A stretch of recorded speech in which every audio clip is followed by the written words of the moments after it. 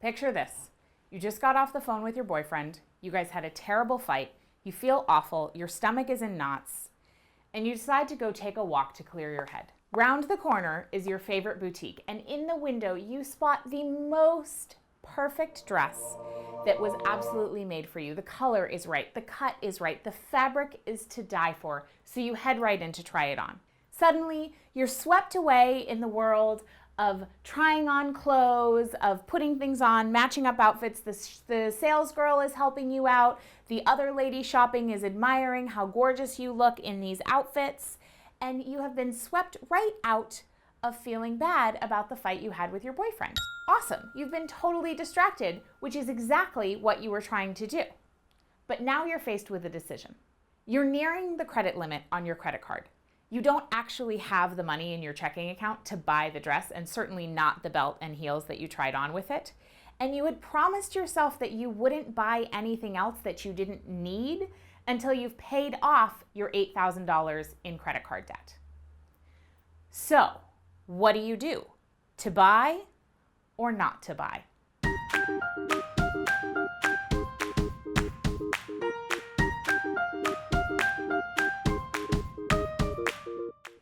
I'm Kate Northrup, author of Money, a Love Story, Untangle Your Financial Woes, and Create the Life You Really Want. In today's episode of Financial Freedom Friday, I'm going to tell you how to stop spending impulsively. Pretty awesome, right? Impulsive spending is one of the things that keeps us in debt and keeps us without having significant savings to have a little cushion to lean back on every now and again. I'm sure at one point or another, you have bought something that you didn't plan to buy, and then a week or two later, you looked at it and thought, man, I wish I could have that $200 back in my checking account instead of this stupid thing that in the moment I just had to have, but right now I'm looking at and thinking, what was I thinking? We buy things because we want to feel a certain way. Maybe, like we said in the example, you had a fight with your boyfriend and you want to numb out the pain and just distract yourself. Maybe you want to look a certain way. Maybe you want to look like you have a certain level of affluence that maybe you don't actually have, so you buy that thing to make you feel like you'll fit in.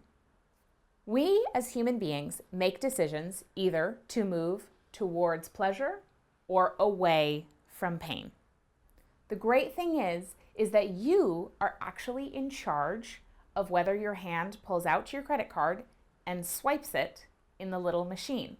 You're the only one who actually has control over that. So today, I'm going to give you 5 things that you can turn to when you think you might be impulsively spending to stop you in your tracks and get conscious. People who spend money and live their financial lives consciously with their eyes wide open have beautiful financial presence and a beautiful financial future.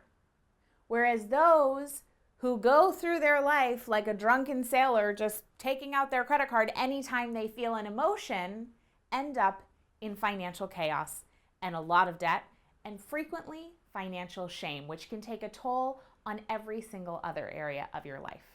So here are the 5 key strategies to stop impulsive spending before it even starts. Number 1, you're out shopping with your girlfriends. You try on the fabulous dress. You just have to have it. But then you remember, man, I was going to pay off my credit card debt first, and I don't want to buy this thing impulsively. What do? Put the item on hold. Most places will hold something for up to 24 hours, sometimes even more. You can put it on hold. You can walk away, process for a little while, and if you're still thinking about it, by the next day or even the next day after that, you can go back and purchase it. Chances are pretty good the things that you don't really want that are an impulse buy, you're gonna forget about anyway. And the things that are really great wardrobe staples or something essential that you must have, you'll remember it and you can go back and get it after you've had a little distance so you're not making an impulsive decision. Strategy number 2, ask yourself the following questions. How am I feeling right now? What happened earlier today? What's my emotional landscape right now in this moment as I am pulling out my credit card or my cash or whatever your form of payment is? The answers to those questions will give you a lot of information about whether or not you are spending money in order to mask a feeling, or whether you're spending money because you truly want this beautiful thing in front of you. So pause and ask yourself those questions, maybe take a walk around the block, and really dive deeply into what's going on in my emotional reality before you make the decision to buy. Strategy number 3, ask yourself, would it feel better to keep this money for myself and put it in my Money for Me account? If you missed the Money for Me account video, the link is below here, or you can find it on YouTube. Would it feel better to have this money for me, or would it feel better to own this thing I'm about to buy? That question can be really powerful, because when we make the switch to realizing that when we choose not to buy something, we're actually paying ourselves, that feels pretty frickin' prosperous. Strategy number 4, and I'll dive deeper into this one in a future video, so make sure that you subscribe so you won't miss it. But the question to ask yourself is, do I feel expansive in this moment in my body? Like, really check in with your body. Do I feel expansive in this moment, or do I feel contracted? Am I feeling feelings of angst, worry, anxiety, or am I feeling joy and optimism and abundance? If you're feeling expanded, it might be okay to buy that thing. If you're feeling contracted, maybe not such a hot idea. And then strategy number 5, which is my all-time favorite. I heard this quote first from my friend Marie Forleo. If it's not a hell yes, it's a no. That pretty much makes every decision in your life, including impulsive spending decisions, pretty darn simple. So if you try on a dress and you even have one iota of wavering, if it's not a hell yes, it's a no, throw it back on the rack. Remember, we buy things because we want them to help us feel a certain way. And guess what? You have access to the full spectrum of human emotion every single day, every single moment. And buying something is not necessarily always the path to sustainable joy. I think you already knew that, but I just wanted to remind you. Conjuring the feelings and the emotions that you want to feel every day, which is totally in your control, is the path to lifelong sustainable joy. And you don't have to get out your credit card to feel good. Next time you're impulsively spending money, or you think you're about to, go through at least 1 or 2 of those 5 strategies I listed for you and think before you lay down some cash. Make your spending decisions with an open heart and an open mind and eyes wide open.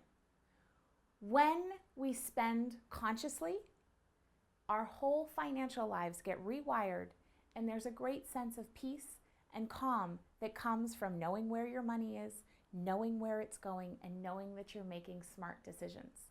It's a profoundly loving act. If you liked what you're getting in this video, head over to katenorthrup.com/pre-order and get yourself a copy of Money, a Love Story. When you purchase your book, you can enter to win a one-on-one Skype session, just you and me, where you can ask me anything you want. And everybody who pre-orders before August 31st will get access to a live Q&A hangout that I'll be doing, where I'll answer all your burning questions, and it's only for the people who pre-order, so it's going to be really nice and intimate. If you liked this episode of Financial Freedom Friday, share it with your friends on Facebook or Twitter. Like it below, subscribe on YouTube, and I will see you next time for Financial Freedom Friday.